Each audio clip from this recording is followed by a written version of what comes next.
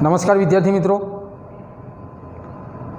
આજે આપણે સ્વાધ્યાય 1.3ના જે બાકીના દાખલા છે એ આજે આપણે ભણીશું.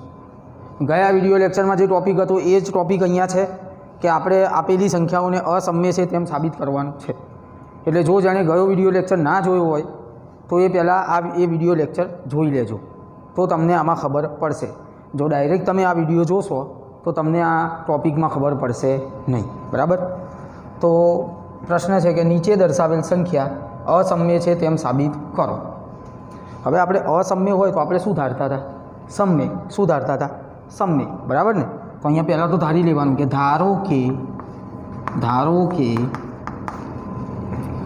1/2 સમ્ય છે. બરાબર છે? અને જો સમ્ય સંખ્યા હોય તો એને PQ સ્વરૂપે લખી શકાય. તો માટે ધારવાનું કે a/b બરાબર 1/2, જ્યાં a અને b શું છે? ધન પૂર્ણાંક. શું હોય? ધન પૂર્ણાંક. હવે વિદ્યાર્થી મિત્રો ખાસ ધ્યાન આપજો, વર્ગમૂળમાં 2ને સૂત્રના કરતા બનાવો. તો વર્ગમૂળમાં 2ને આ સાઈડ લઈ જાઓ. બરાબર? બીને આ સાઈડ લઈ જાઓ અને એને નીચે લાવો તો શું મળે? b/a. તો વર્ગમૂળમાં 2 બરાબર b/a. શું કર્યું? વર્ગમૂળમાં 2ને સૂત્રનો કરતા બનાવ્યો. મેં તમને ગયા વિડીયો લેક્ચરમાં કીધું હતું કે વર્ગમૂળવાળા ભાગને સૂત્રનો કરતા બનાવો. તો એ વસ્તુ ખાસ ધ્યાન રાખજો. વર્ગમૂળવાળો ભાગ કયો હતો? વર્ગમૂળમાં 2. તો એને સૂત્રનો કરતા બનાવ્યો. તો વર્ગમૂળમાં 2 બરાબર b/a. હવે વિદ્યાર્થી મિત્રો અહીંયા જુઓ કે b અને a શું છે? આ b અને a ધન પૂર્ણાંક છે. અને ધન પૂર્ણાંક એટલે કેવા કહેવાય? સમ્ય જ કહેવાય. તો આ સમ્ય છે અને વર્ગમૂળમાં 2 કેવા છે? અસમ્ય છે. અને આ બંનેની વચ્ચે શેનું ચિહ્ન છે? બરાબરનું. હવે તમે જ વસ્તુ વિચારો કે કોઈ અસમ્ય સંખ્યા હોય એ સમ્ય સંખ્યાને સરખી હોય? એટલે કે અસમ્ય સંખ્યા અને સમ્ય સંખ્યા વચ્ચે બરાબરની નિશાની ના આવે. કેમ? કારણ કે એ બે ક્યારેય સરખા હોય નહીં. પણ અહીંયા તો બરાબરની નિશાની આપી છે. તો અહીંયા આપણે એવું લખવાનું કે અહીં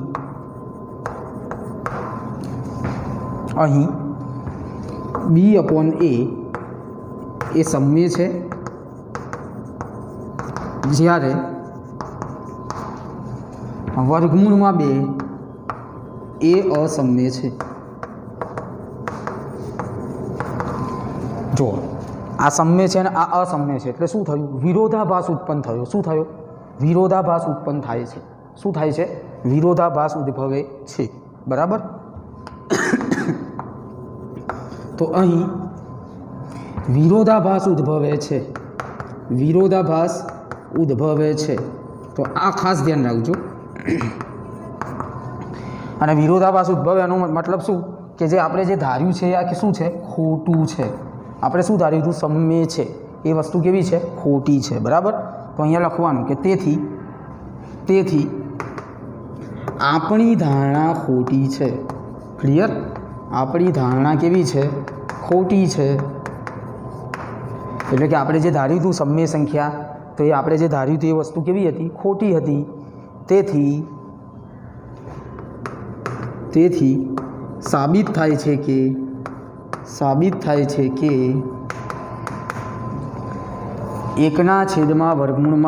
એ અસમ્ય છે. શું છે? અસમ્ય છે. તો વિદ્યાર્થી મિત્રો એકદમ સરળ દાખલો છે, આગળના જેવો જ છે. બરાબર? અને તમે આરામથી ગણી શકો. ચાલો બીજી સંખ્યા છે 7/5. 7/5. હવે આપણે સાબિત કરવાનું છે કે આ સંખ્યા કેવી છે? અસમ્ય છે. તો સેમ પેટર્ન. બરાબર છે? હવે તમારે શું કરવાનું? હું જે સ્ટેપ લખાવું ને તો એ સ્ટેપ તમારે વિચારીને મારા પહેલાં એ સ્ટેપ બોલવાનું તમારે. બરાબર? મનમાં વિડીયો જોતી વખતે તો તમને કોન્ફિડન્સ આવે કે હા અમને આવડવા માંડ્યું છે.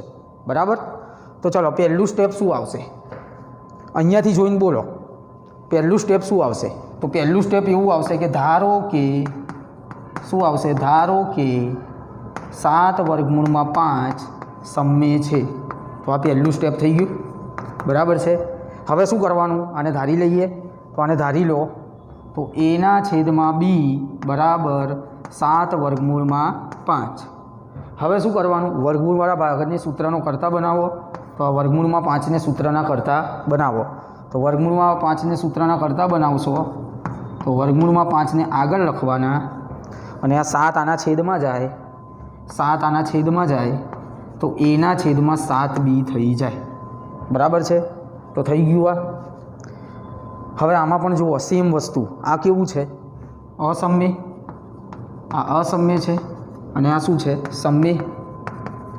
તો શું થયું? વિરોધાભાસ ઉત્પન્ન થયો. અસમ્ય અને સમય બે કોઈ દર સરખા હોય ના હોય તો વિરોધાભાસ ઉત્પન્ન થયો. તો અહીંયા લખવાનું કે અહીં પહેલાં આનું લખવાનું, પહેલાં જમણી સાઈડવાળાનું લખવાનું. જો અહીંયા પણ શું કર્યું હતું? જમણી સાઈડવાળાનું લખ્યું હતું. તો અહીં એના છેદમાં 7b એ સમય છે, પરંતુ વર્ગમૂળમાં 5 અસમ્ય છે. પરંતુ વર્ગમૂળમાં 5 અસમ્ય છે. તો શું ઉદ્ભવ્યું? વિરોધાભાસ ઉદ્ભવ્યો. એક સમય છે, એક અસમ્ય છે, બંને સરખા હોય ના હોય તો શું લખવાનું કે અહીં વિરોધાભાસ ઉદ્ભવે છે. વિરોધાભાસ ઉદ્ભવે છે. બરાબર? તેથી આપણી ધારણા કેવી છે? ખોટી છે. તેથી આપણે જે ધાર્યું હતું એ વસ્તુ કેવી છે? ખોટી છે. આપણે શું ધાર્યું હતું કે આ સમય છે, તો આ જે આપણી ધારણા હતી આ કેવી છે? ખોટી છે. બરાબર? તો તેથી આપણી ધારણા ખોટી છે. બરાબર? તેથી સાબિત થાય છે કે 7 વર્ગમૂળમાં 5 એ અસમ્ય છે. તો એ તમે જાતે લખી દેજો. બરાબર? જગ્યા ઓછી છે એટલા માટે. તો આ રીતે વિદ્યાર્થી મિત્રો આ 2 દાખલા ગણી શકાય. એકદમ ઇઝી દાખલા છે. પ્રેક્ટિસ કરજો તો મને 100% વિશ્વાસ છે કે તમને આવડી જશે.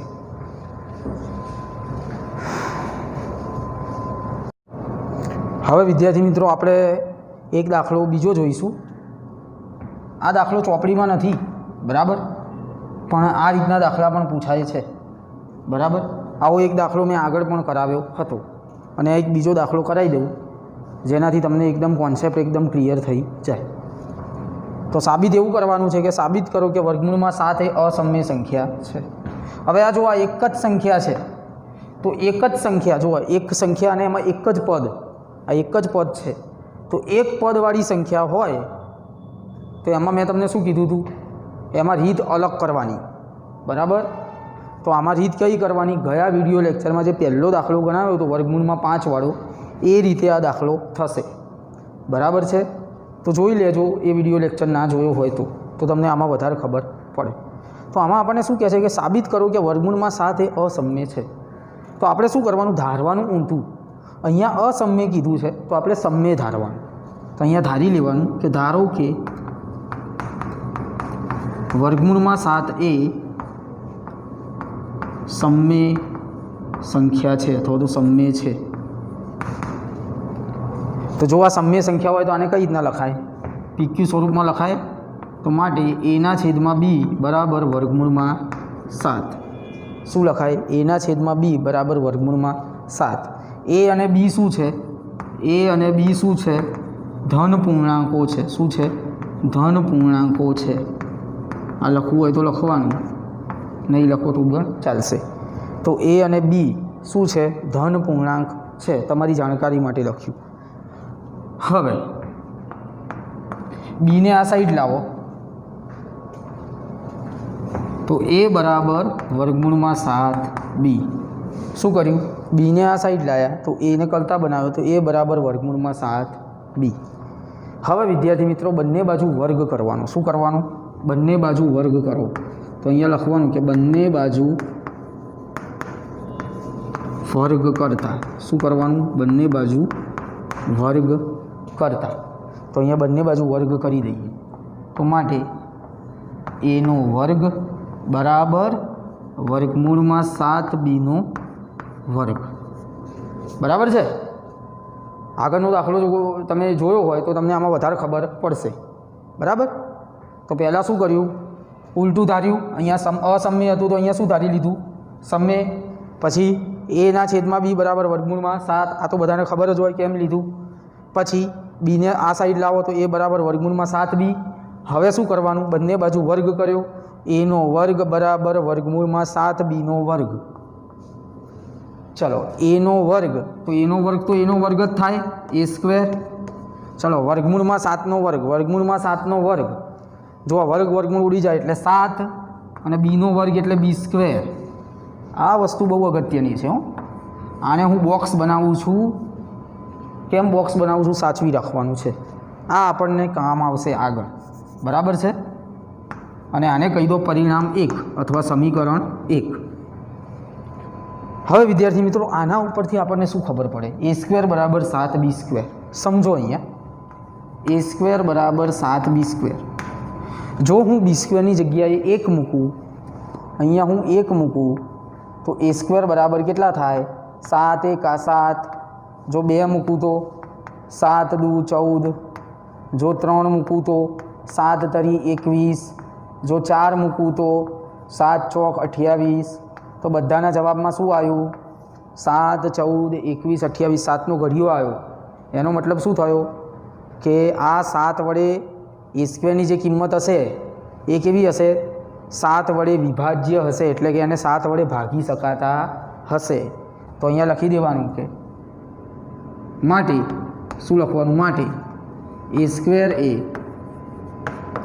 7 વડે વિભાજ્ય છે, એટલે ભાગી શકાય છે. અને જો એ સ્ક્વેર 7 વડે વિભાજ્ય હોય તો એ પણ 7 વડે વિભાજ્ય થાય. તો માટે એ પણ 7 વડે વિભાજ્ય છે. તો આના ઉપરથી શું લખ્યું, પહેલાં એ સ્ક્વેર બરાબર 7b સ્ક્વેર. એટલે જે એ સ્ક્વેરનો જવાબ આવે આ રીતે આવે છે. જુઓ 7 × 14 = 21 = 28. અહીંયા 1 મૂકીએ તો 7 આવે, 2 મૂકો તો 14 આવે, 3 મૂકો તો 21 આવે, 4 મૂકો તો 28 આવે. એટલે 7ના ઘડિયામાં જવાબ આવે છે. તો એનો મતલબ શું થયો કે એ સ્ક્વેર એ 7 વડે વિભાજ્ય છે. અને જો એ સ્ક્વેર 7 વડે વિભાજ્ય હોય તો એ પણ 7 વડે વિભાજ્ય થાય. તો આટલે સુધી આપણે પહોંચી ગયા, બરાબર. હવે જુઓ, હવે એ 7 વડે વિભાજ્ય હોય તો એનો મતલબ શું થાય, એનો મતલબ એ થાય કે એ 7નો ગુણિત કહેવાય. શું કહેવાય, 7નો ગુણિત કહેવાય. જુઓ, કારણ કે એમાં 7 આવે પછી 14 આવે એટલે 7નો ઘડિયો જ આવે ને, તો એ 7નો ગુણિત કહેવાય. તો ધારો કે એ બરાબર 7નો ગુણિત હોય તો આપણે શું ધારી શકીએ, 7c. કારણ કે એ અને બી તો અહીંયા લઈ લીધા ને, તો હવે c લેવા પડે. તો એ બરાબર શું લીધા, 7c.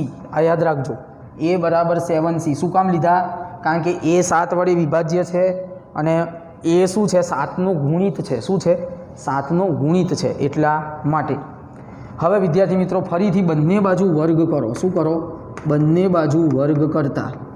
તો બંને બાજુ પહેલાં ફરીથી વર્ગ કરી દો. તો બંને બાજુ વર્ગ કરો તો શું થાય, તો એનો વર્ગ બરાબર 7cનો વર્ગ, બરાબર છે. તો બંને બાજુ શું કરી દીધું, વર્ગ કરી દીધું, બરાબર. હવે એનો વર્ગ એટલે એ સ્ક્વેર, 7નો વર્ગ 49c સ્ક્વેર, બરાબર. હવે આ જે બોક્સ બનાવ્યું હતું ને એ હવે કામમાં આવશે. જો એ સ્ક્વેર બરાબર 7b સ્ક્વેર, તો અહીંયા જે એ સ્ક્વેરની કિંમત કોના જેટલી છે, 7b સ્ક્વેર જેટલી છે. તો આ એ સ્ક્વેરની કિંમત અહીંથી ઉઠાવીને અહીંયા મૂકવાની છે. તો અહીંયા એ સ્ક્વેરની જગ્યાએ શું મૂકી દેવાનું, 7b સ્ક્વેર બરાબર 49c સ્ક્વેર. આ ક્યાંથી આવ્યું, આ પરિણામ 1 પરથી આવ્યું. તો એ તમે લખી શકો કે પરિણામ 1 પરથી, બરાબર છે. હવે છેદ ઉડાડે, 7 × 49 બી સ્ક્વેર બરાબર, જો અહીંયાથી ડાયરેક્ટ જ ઉડાડું છું, 7 × 49. તો બી સ્ક્વેર બરાબર 7c સ્ક્વેર. તો જો આના જેવું જ આવ્યું, એ સ્ક્વેર બરાબર 7b સ્ક્વેર હતા, અહીંયા બી સ્ક્વેર બરાબર શું આવ્યા, 7c સ્ક્વેર. તો એનો મતલબ શું થાય કે બી સ્ક્વેર એ 7 વડે વિભાજ્ય છે. શું થાય, બી સ્ક્વેર એ 7 વડે વિભાજ્ય છે. તો અહીંયા લખવાનું કે માટે બી સ્ક્વેર એ 7 વડે વિભાજ્ય છે. અને જો બી સ્ક્વેર 7 વડે વિભાજ્ય હોય તો બી પણ 7 વડે વિભાજ્ય થાય. આના જેવું છે. અહીંયા એ સ્ક્વેર 7 વડે વિભાજ્ય હતો તો એ પણ 7 વડે વિભાજ્ય હોય જ, તો અહીંયા બી સ્ક્વેર એ 7 વડે વિભાજ્ય છે, માટે બી પણ 7 વડે વિભાજ્ય થાય અથવા તો છે, જે લખો એ. હવે વિદ્યાર્થી મિત્રો એક વસ્તુ જુઓ, એ પણ જુઓ, આ વસ્તુ જુઓ અને આ વસ્તુ, આ બંનેને ધ્યાનથી તમે જુઓ. એ 7 વડે વિભાજ્ય છે અને બી પણ 7 વડે વિભાજ્ય છે. એનો મતલબ શું થાય? હું તમને જુઓ એક એક્ઝામ્પલથી સમજાવું. 30 અને 36 આ બે સંખ્યા છે. આ પણ 6 વડે વિભાજ્ય છે, આ પણ 6 વડે વિભાજ્ય છે કે નહીં બંને? એટલે કે બંનેમાં 30 હોય તો 30ને લખવું હોય તો શું લખાય? 6 પંચા 30. 36ને લખવું હોય તો છાયું છાયું 36. તો જો અહીંયા બંનેમાં સામાન્ય અવયવ શું થયો? 6 થયો. એટલે ખબર પડી ગઈ કે જે આ પણ 6 વડે વિભાજ્ય હતી ને આ પણ 6 વડે વિભાજ્ય હતી, તો બંનેનો સામાન્ય અવયવ કેટલો થયો? 6. તો અહીંયા જુઓ, આ 7 વડે વિભાજ્ય છે એ, અને બી પણ 7 વડે વિભાજ્ય છે. તો એનો મતલબ શું થયો કે એ અને બીનો સામાન્ય અવયવ શું લખાય? કે અહીં એ અને બીનું ઓછામાં ઓછો એક સામાન્ય અવયવ. ઓછામાં ઓછો કેમ કીધો? કારણ કે ભાઈ અવયવો તો ઘણા બધા હોઈ શકે, આપણે ઓછામાં ઓછો એક કીધું, બરાબર? એટલા માટે તો એ અને બીનો ઓછામાં ઓછો એક સામાન્ય અવયવ કેટલો છે? 7 છે. અને જો બંનેનો સામાન્ય અવયવ 7 હોય તો એનો મિનિંગ શું? બંનેમાં 7 સરખા છે, તો એનો મિનિંગ શું? કે બંનેનો ગુસા કેટલો થાય? 7. તો માટે ગુસા આપવાનો એ અને બીનો કેટલો થાય? 7. તો એ અને બીનો ગુસા કેટલો થાય? 7. બરાબર છે? હવે વસ્તુ વિચારો, અહીંયા આ સમમ્ય હતી, બરાબર છે? પરંતુ સમમ્ય સંખ્યાનો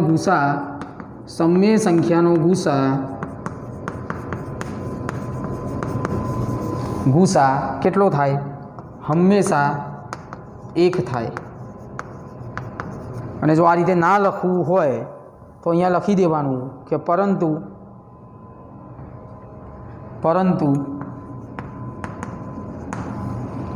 સમમ્ય સંખ્યાને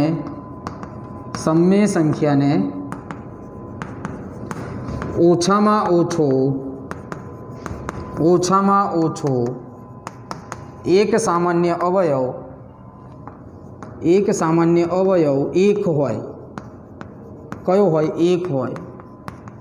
એટલે એનો મિનિંગ એ કે આ બંને જે સમમ્ય સંખ્યા હોય એ અને બી, એનો ગુસા કેટલો થાય? 1 જ થાય, કારણ કે સામાન્ય અવયવ કેટલો છે? 1. તો માટે ગુસા આ બંનેનો 1 થાય. તો અહીંયા તો વિરોધાભાસ આવ્યો. જો અહીંયા તો ગુસા કેટલો કહે છે? 7, અને અહીંયા કેટલો થાય છે? 1. સમજો છો? આપણે સાબિત શું કર્યું? આપણે સાબિતી ઉપરથી એવું સાબિત કર્યું કે ગુસા કેટલો થાય છે? 7. સમજો છો? પણ અહીંયા જે ધાર્યું છે સમમ્ય સંખ્યા, તો સમમ્ય સંખ્યાનો ગુસા કેટલો હોય? 1 જ હોય. તો શું આવ્યું? આ વિરોધાભાસ આવ્યો, બરાબર છે? તો અહીં આપણને વિરોધાભાસ મળે છે. અહીં આપણને વિરોધાભાસ મળે છે. ભાસ મળે છે. તો એનો મતલબ શું થયો વિદ્યાર્થી મિત્રો? કે જો સમમ્ય સંખ્યા હોય તો ગુસા હંમેશા 1 જ હોવો જોઈએ. પણ અહીંયા તો અસમમ્ય સંખ્યા છે. જો ગુસા કેટલો આવ્યો? 7. એટલે આ સંખ્યા કેવી થઈ ગઈ? અસમમ્ય. બરાબર છે? તો આપણે શું ધાર્યું હતું? કે આ સમમ્ય છે. તો આપણે જે ધાર્યું હતું એ શું ધાર્યું હતું? ખોટું ધાર્યું હતું. તો અહીંયા શું લખવાનું? કે માટે આપણી ધારણા કેવી છે? ખોટી છે. બરાબર છે? તો કેવા દાખલા છે? પહેલાં આપણે ધારવાનું અને પછી આપણે જાતે એને શું બતાવવાનું? ખોટું બતાવવાનું. આ યાદ રાખજો, એટલે તમને આ દાખલો આવડશે. બરાબર? તો તેથી વર્ગમૂળમાં 7 એ અસમમ્ય સંખ્યા છે.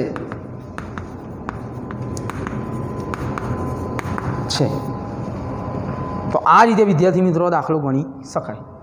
જો સમજશો તો એકદમ ઇઝી દાખલો છે, અને જો ગોખશો તો આનાથી અઘરો દાખલો કોઈ નથી. હવે તમારે શું કરવું છે તમારા ઉપર ડિપેન્ડ છે, સમજવું છે કે ગોખવું છે. બરાબર? તો વિદ્યાર્થી મિત્રો આશા રાખું છું કે આ વિડીયો લેક્ચરમાં તમને ખબર પડી હશે હવે આપણે નવા વિડીયો લેક્ચરમાં નવા ટૉપિક સાથે મળીશું. Thank you. જય હિન્દ.